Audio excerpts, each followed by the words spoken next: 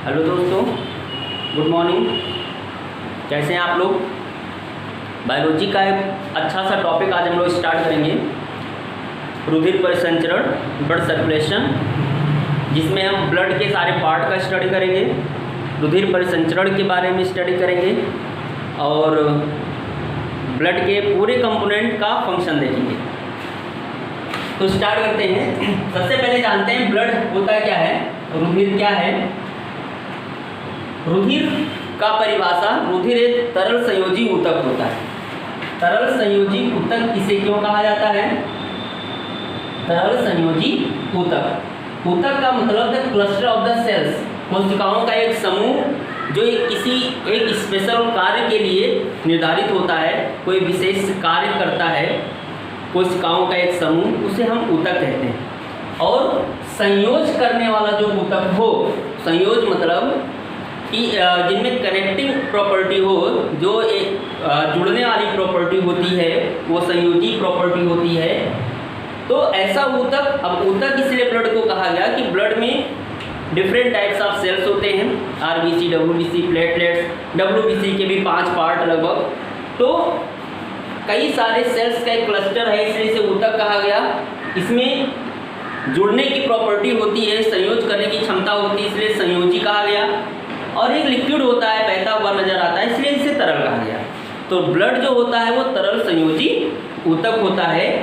जब बच्चे का विकास होता है या शरीर का निर्माण होता है तो ब्लड में ही वो सारे कंपोनेंट होते हैं जो जम कर मतलब एक दूसरे से कनेक्ट होकर और नरिशमेंट करता है बॉडी को, ऑक्सीजन प्रोवाइड करता है बॉडी को। तो ये डिफरेंट इसके फंक्शन होते हैं। तो ब्लड क्या है, रुधिर क्या है? रुधिर एक तरल संयोजी ऊतक होता है। अब अगर हम रुधिर के कंपोनेंट के बारे में सबसे पहले इसका आउटलाइन देखते हैं कि इसमें हम क्या क्या स्टडी कर सकते हैं। तो केवल इसमें आज जो भी 5-10 मिनट का वीडियो, इसमें केवल इतना हमें पता चलेगा कि पूरे ब्लड में, जिसे हम कहते हैं ना एक वर्ड में ब्लड, तो ब्लड में कंपोनेंट कौन कौन से हैं, कितने पार्ट्स होते हैं ब्लड के, वो सारा चीज़ इसमें हम देखेंगे। और इसका फंक्शन और आने वाला जो क्वेश्चन इंपॉर्टेंट है, जो पूछा जाने वाला क्वेश्चन है, वो नेक्स्ट में हम लोग स्टडी करेंगे। ठीक है। तो ब्लड को इम्पॉर्टेंट हम 2 पार्ट में बांट सकते हैं। अगर ब्लड को देखा जाए तो 2 भागों में हम बांट सकते हैं। जो मुख्य भाग होता है ब्लड का, एक होता है प्लाज्मा। ये होता है लगभग आपका 45 से 50% पार्ट होता है पूरे ब्लड का। 45 से 50% भाग जो होता है वो प्लाज्मा होता है। अच्छा, प्लाज्मा है क्या? प्लाज्मा और सीरम 2 वर्ड आते हैं, दोनों को अभी हम लोग डिफाइन करेंगे अलग लास्ट में। प्लाज्मा क्या है और सीरम क्या है। प्लाज्मा सीरम में क्या डिफरेंसेस हैं? प्लाज्मा कहाँ होता है, सीरम कहाँ होता है, प्लाज्मा में क्या क्या होता है, प्लाज्मा का कार्य क्या होता है। ठीक है। दूसरा जो आपका लगभग 50 से 55% भाग होता है वो आपका रुधिर का मुख्य तत्व होता है, मुख्य अवयव होता है, जो main part of the blood होता है, जिसे हम ब्लड सेल्स भी बोल सकते हैं, कोशिकाओं के फॉर्म में होता है। ठीक है। तो प्लाज्मा और सेल 2 इंपॉर्टेंट पार्ट हो गया। अच्छा, पहले प्लाज्मा का स्टडी अगर करें, प्लाज्मा में क्या क्या इंपॉर्टेंस है, प्लाज्मा क्या होता है, प्लाज्मा में क्या क्या होता है, कौन कौन पार्टिकल्स। तो सबसे पहले अगर देखें तो 90 से 92% तो इसमें वाटर होता है, पानी। 90 से 92% पानी होता है। 6 से 8% प्रोटीन होता है। और इसमें 3 इंपॉर्टेंट प्रोटीन होता है। अभी हम आगे इसका आगे इसलिए हम बोल रहे हैं क्योंकि सब पे लगभग 5-10 लाइन के इंपॉर्टेंट फैक्ट है। ठीक है। इसमें एल्बुमिन प्रोटीन है, ठीक है, प्रोथ्राम्बिन प्रोटीन है, फाइब्रिनोजन प्रोटीन है, बहुत सारे प्रोटीन होते हैं, ब्लड क्लॉटिंग में मदद करते हैं। ठीक। और उन प्रोटीन्स का अलग अलग फंक्शन होता है। तो इसमें लगभग अल्फा, बीटा, गामा टाइप्स के जो है ग्लोबुलिन प्रोटीन होते हैं, जो हमारी प्रतिरक्षण क्षमता को बढ़ाते हैं। तो इसमें लगभग 3 इंपॉर्टेंट प्रोटीन होता है। ठीक। इसमें अगर देखें तो हमारा ग्लूकोज भी होता है। इसमें देखें तो ग्लूकोज के साथ साथ में एमिनो एसिड भी होता है, एमिनो एसिड भी होता है, फैट भी होता है। ठीक है।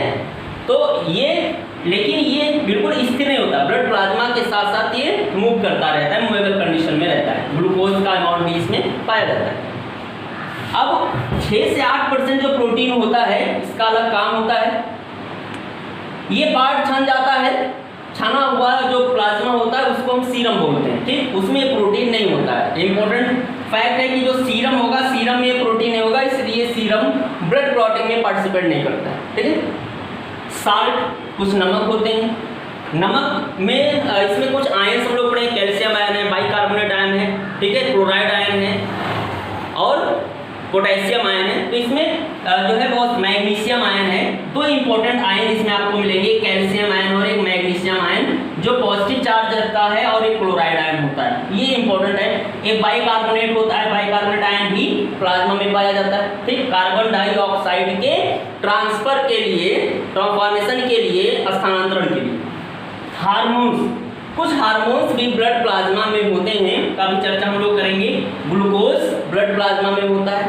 तो ये इंपॉर्टेंट फैक्ट था कि ब्लड प्लाज्मा जो होता है उसमें कौन कौन से जो है अवयव पाए जाते हैं, कौन कौन से कंपोनेंट पाए जाते हैं। ब्लड प्लाज्मा का मेन, अब ये जो कंपोनेंट है इनको भी हम गहन स्टडी करेंगे।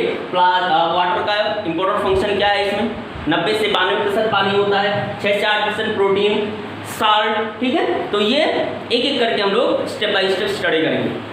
दूसरा अगर हम बात करें तो सेल्स होता है, ब्लड सेल्स। ब्लड सेल्स में क्या क्या होता है, ये 50 to 55% part of the whole blood, पूरे ब्लड का, जिसे हम खून कहते हैं। आप कट जाते हो, बहुत सारा ब्लड निकल रहा है, देखने में लाल रंग का दिखाई देता है, तो केवल लाल रंग का ही सारा ब्लड नहीं, लाल रंग वाला जितना भी पार्ट है वो केवल आरबीसी का भाग होता है। उसके अतिरिक्त हमारे शरीर में ब्लड के कई हिस्से पाए जाते हैं, कई पार्ट्स पाए जाते हैं, उनका अलग अलग काम होता है। तो दूसरा पार्ट जो हमारा है वो क्या है, ब्लड सेल्स। और ब्लड सेल्स में दो तरह के ब्लड्स हम पढ़ते हैं। ब्लड सेल एक जो है इंपॉर्टेंट सेल्स में, एक इंपॉर्टेंट ब्लड सेल्स में दो कैटेगरी के ब्लड आते हैं और एक स्पेशल कैटेगरी का ब्लड आता है, ठीक है। तो एक सेल जो होता है, यहाँ इसको ब्लड प्लेटलेट्स कहा जाता है, एक को कहा जाता है ब्लड सेल्स। प्लेटलेट्स, प्लेटलेट्स और स्पिंडल, स्पिंडल मतलब क्या होता है, गुल्ली कहा जाता है इसको, मतलब एक जो उत्तल लेंस की तरह इस तरह स्ट्रक्चर होता है, स्पिंडल है। दोनों सेम है, ब्लड प्लेटलेट्स भी और स्पिंडल भी। ये अन्य स्तनधारियों में पाया जाता है, ये मनुष्य में पाया जाता है। तो इस तरह से तीन इंपॉर्टेंट फैक्ट हो गए, डब्ल्यूबीसी, आरबीसी और ब्लड प्लेटलेट्स। इसी ब्लड प्लेटलेट्स को कहा जाता है थ्रोम्बोसाइट। इसी का दूसरा नाम क्या है, थ्रोम्बोसाइट कहा जाता है इसको, थ्रोम्बोसाइट। ये ब्लड क्लॉटिंग में मदद करता है। लगभग 12 फैक्टर्स ब्लड क्लॉटिंग के 12 फैक्टरी में पाए जाते हैं, ठीक। ये अन्य स्तनधारियों में पाया जाता है, तो इसका हम चर्चा बाद में करेंगे। और इसकी अधिकता हो जाए तो क्या होगा, इसकी कमी हो जाए तो क्या होगा, ठीक। ये ब्लड सेल्स जो है इंपॉर्टेंट दो तरह के होते हैं, एक आरबीसी, एक WBC, red blood car cells और एक white blood car sales.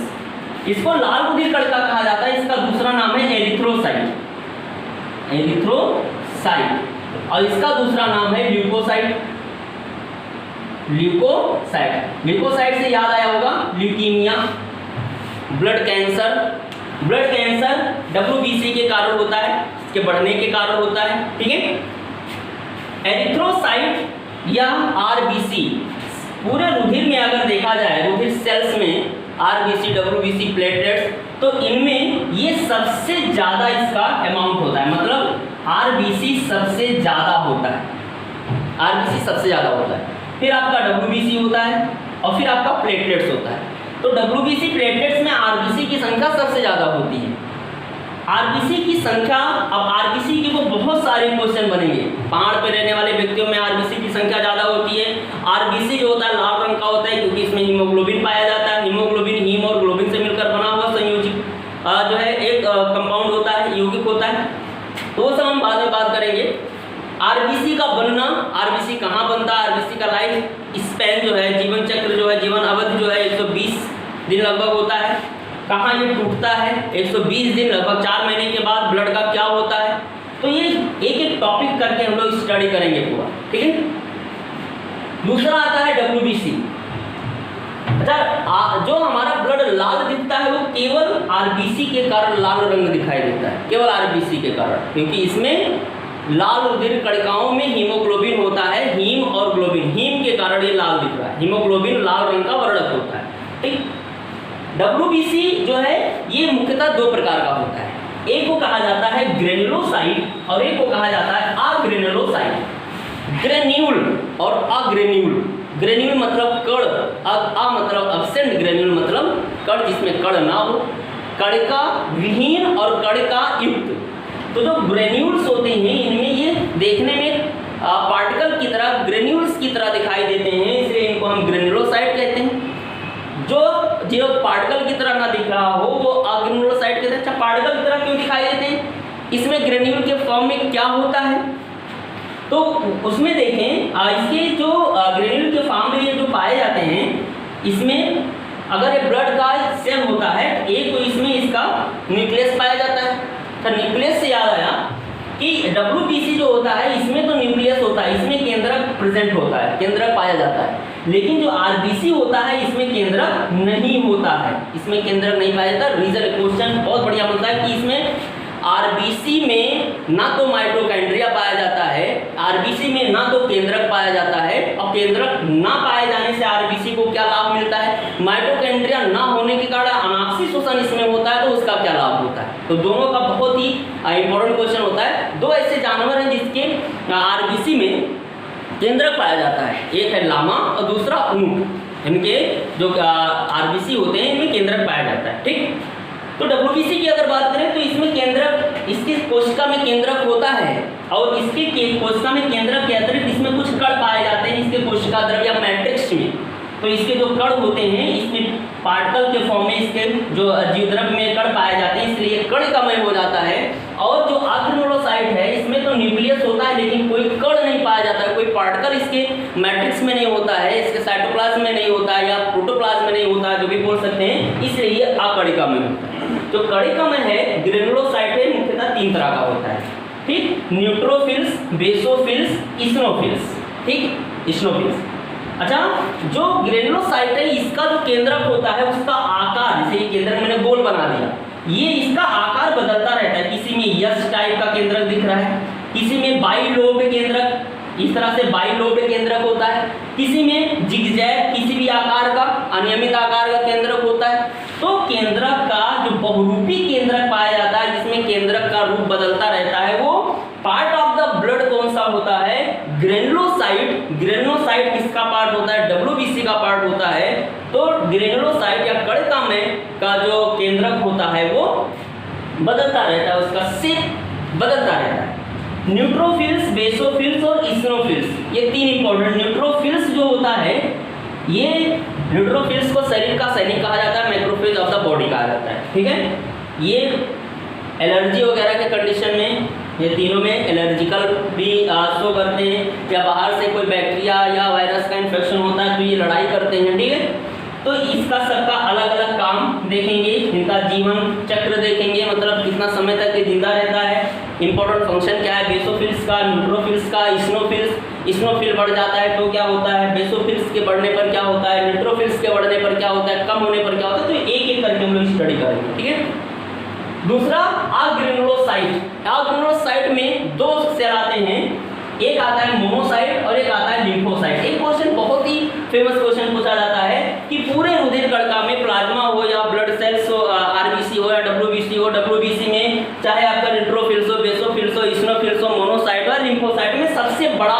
Size किसका होता है? तो सबसे बड़ा साइज होता है मोनोसाइट का। मतलब जो मोनोसाइट होता है, मोनोसाइट का जो कोशिका होता है सबसे बड़ा ब्लड कोशिका माना जाता है, रुधिर कोशिका में सबसे बड़ा रुधिर कोशिका माना जाता है। अब संख्या में, नंबर में अलग अलग डिफरेंसेस है। नंबर में न्यूट्रोफिल सबसे ज़्यादा होता है कि बेसोफिल सबसे ज़्यादा होता है, इसका अलग अभी हम लोग देख रहे हैं। लेकिन अगर साइज में देखा जाए सबसे बड़ा साइज होता है मोनोसाइट का। ठीक है, दूसरा आता है लिम्फोसाइट। लिम्फोसाइट जो होता है ये important part of the blood होता है। मतलब ऐसा बोल सकते हैं कि जो अग्रेन्युलोसाइट है ये पूर्णतः हमारी प्रतिरक्षण क्षमता के लिए जिम्मेदार होता है। वही प्रतिरक्षण क्षमता जिसके कारण से HIV जैसी भयानक बीमारी होती है, वही प्रतिरक्षण क्षमता जिसके कारण कोरोना जैसी महामारी उत्पन्न होती है। तो ये प्रतिरक्षण क्षमता जब हमारे शरीर का कम होता है तो कहीं ना कहीं मोनोसाइट या लिम्फोसाइट की मात्रा बहुत कम हो जाती है। एड्स का होना डिपेंड करता है लिम्फोसाइट के ऊपर। लिम्फोसाइट सेल्स पूरा डैमेज हो जाता है तो हमारी बॉडी में इंफॉर्मेशन नहीं मिल पाता है कि बाहर से बैक्टीरिया का इन्फेक्शन हो रहा है या जो है किसी वायरस का सारे रोग से हमारा शरीर घिरता चला जाता है और हमारी इम्यूनिटी जो है, प्रतिरक्षण क्षमता कम होती हुई चली जाती है। तो ये लिम्फोसाइट भी दो तरह का होता है, एक होता है बी लिम्फोसाइट और एक होता है टी लिम्फोसाइट। बी लिम्फोसाइट और टी लिम्फोसाइट, ये इंपॉर्टेंट चीज़ है। जो बी लिम्फोसाइट होता है, अभी वैसे हम लोग आगे पढ़ेंगे इसमें जो बी लिम्फोसाइट होता है ये थाइमस में बनता है, थाइमस में इसका निर्माण होता है, थाइमस ग्लैंड में बी लिम्फोसाइट परिपक्व होता है, मतलब वहाँ पर ये इकट्ठा होता है, वहाँ पर ये परिपक्व अवस्था में आता है। और अगर हम बात करें जो है टी लिम्फोसाइट की, टी लिम्फोसाइट, तो टी लिम्फोसाइट कहाँ बनता है? ये बी लिम्फोसाइट आपका थाइमस में बनता है और टी लिम्फोसाइट बोन मैरो में बनता है, बोन मैरो में। जब बोन मैरो बोला जाएगा वहाँ पर टी लिम्फोसाइट की बात की जाएगी, और अगर आरबीसी की बात की जा रही है तो रेड बोन मैरो की बात की जाएगी। रेड बोन मैरो में आरबीसी बनता है, बोन मैरो में आपका टी लिम्फोसाइट परिपक्व अवस्था में आता है और ये थाइमस में जो है बी लिम्फोसाइट। और यहाँ से ये दोनों कलेक्ट हो जाते हैं, स्प्लीन में जाता है, लीवर में जाता है, बॉडी के अलग अलग पार्ट में ये घूमता रहता है लिक्विड के फॉर्म में। कोई बैक्टीरिया या वायरस आता है तो हमारी बॉडी में जो है एंटीबॉडीज का फॉर्मेशन करता है। तो बी लिम्फोसाइट एंटीबॉडी बनाता है और टी लिम्फोसाइट जो होता है ये प्रतिरक्षण तंत्र को बहुत मजबूत करता है। यही टी लिम्फोसाइट होता है, इसी को कहा जाता है T4 लिम्फोसाइट।